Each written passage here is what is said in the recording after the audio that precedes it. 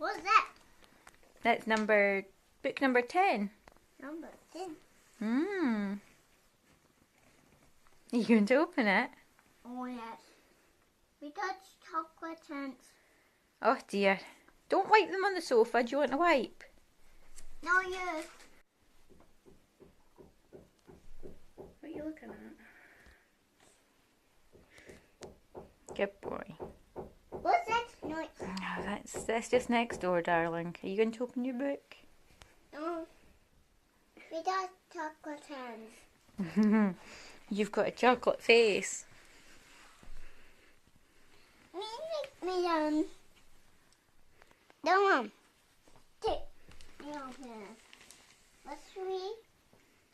Oh, that way. What? Other way. Maybe. Yeah.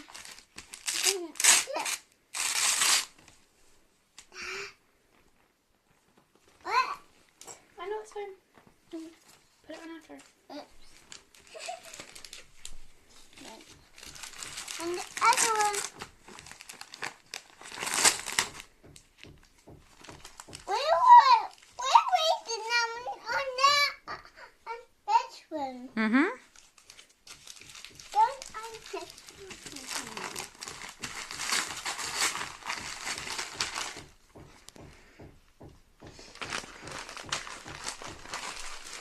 The Very Snowy Christmas. It was Christmas Eve.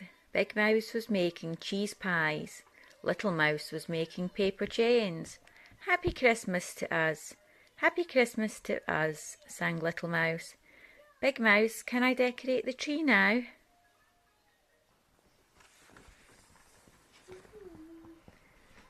We'll do it together, said Big Mouse. Little Mouse hung golden acorns and mistletoe berries on the tree.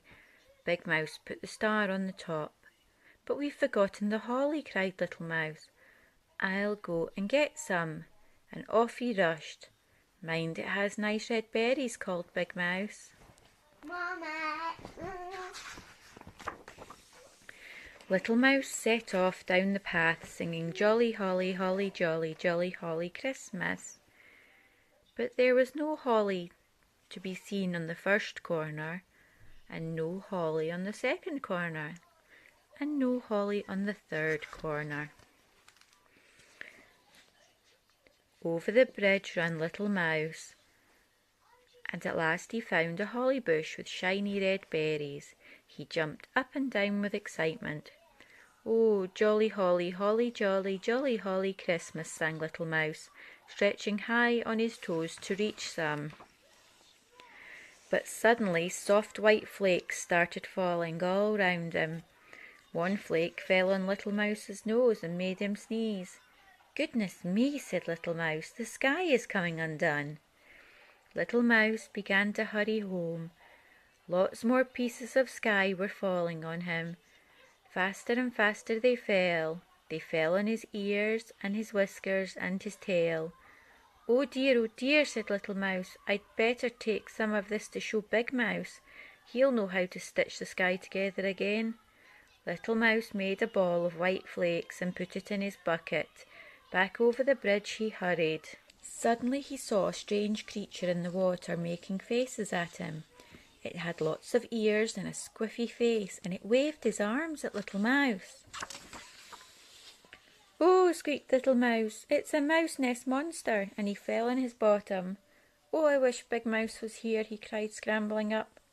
Back down the path ran Little Mouse, looking over his shoulder to see if the mouse nest monster was following him.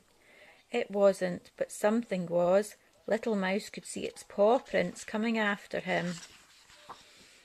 Eek, help, eek, squeaked Little Mouse. Now there's an invisible monster chasing me. Little Mouse ran up and down and round in circles to escape, but the paw prints of the invisible monster went up and down and round after him. Little Mouse ran and ran, faster and faster whirled the white flakes, and faster ran Little Mouse, and still the invisible monster followed him. At last Little Mouse saw his house, but there in the garden was a huge white mouse. "Oh, no, no, no," squeaked Little Mouse. "Another monster waiting to catch me." Little Mouse trembled and began to cry. But then the front door opened, and there was Big Mouse. Little Mouse leapt into Big Mouse's arms. Big Mouse," he cried, "the sky has come undone, and look," he wailed, pointing to the paw prints, "an invisible monster has been following me. And there was a terrible mouse nest monster in the water, and now that scary white mouse is staring at me." "Oh, Little Mouse," said Big Mouse, "the sky hasn't come undone, it's snowing. And there aren't any invisible monsters, those are your paw prints. And that mouse nest monster was your reflection in the water. Look." And Big Mouse showed Little Mouse his face in a puddle. "And this is a snow mouse I made to welcome you home," he said. "Let's make another." And so they did. "Snow is magic," cried Little Mouse. "Yes," said Big Mouse, "Father Christmas likes snow too." Little Mouse jumped up and down. "Will he be here soon? Can I hang up my stocking now?" "You can," said Big Mouse. "Let's go and get warm first." So in they went and warmed their paws by the fire. Little Mouse hung up his stocking, and Big Mouse hung up his stocking too. The holly berries shone in the firelight. "It's almost Christmas," said Little Mouse. "Happy, jolly, jolly, holly Christmas." And he wiggled his warm toes. The end.